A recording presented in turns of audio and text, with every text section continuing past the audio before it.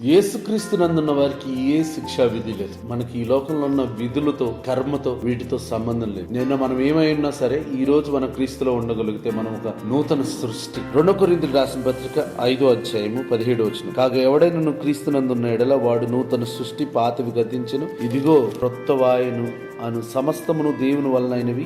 ఆయన మనల్ని క్రీస్తు ద్వారా తనతో సమాధానపరచుకుని ఆ సమాధానపరచు పరిచర్యను మాకు అనుగ్రహించను. యేసుక్రీస్తు ద్వారా దేవునికి మనకి సమాధానం కలిగి, కాబట్టి ఏ భేదం లేదు. మనుషులందరూ పాపం చేసి దేవుడు అనుగ్రహించి మహిమను పొందలేకపోతే, పాపం చేసి మనము దేవుడు అనుగ్రహించే మహిమను పొందదు. దేవుడు ప్రతి మనిషి కోసం ఒక ప్రత్యేకమైన మహిమను ఉంచాడు. చెట్లు దేవుని మహిమను కలిగి, దేవుడిచ్చిన మహిమను కలిగి ఉన్నాయి. ఈ లోకంలో ప్రతిది కూడా ఆకాశము, నక్షత్రాలు, సూర్యుడు, చంద్రుడు దేవుడిచ్చిన మహిమను కలిగి అవి వెలుగుతున్నాయి. కాబట్టి నిరంతరము జ్ఞాపకం చేసుకోబడుతుంది. అలాగే దేవుడు కూడా మనిషికి మహిమను అనుగ్రహించాడు. పాపముల వల్ల పొందలేదు. పాపములు అంటే మన యొక్క లో లెవెల్ థింకింగ్ వల్ల, కొన్నిసార్లు మన పరిధుల్లోనే మనం ఆలోచిస్తాం. దానివల్ల ఉన్నతమైన దేవుని ప్రణాళికను అందుకోలేము. కానీ దేవునితో సహవాసం యేసుక్రీస్తు ద్వారా, యేసుక్రీస్తు వారి వాక్యం వలన మనము దేవునితో సమాధానపరచబడుతున్నాం. అలాగే మనము నూతన సృష్టి అయ్యాం. మనకి నిన్నటితో సంబంధం లేదు. మనం ఈ రోజు కొత్తగా జన్మించాం.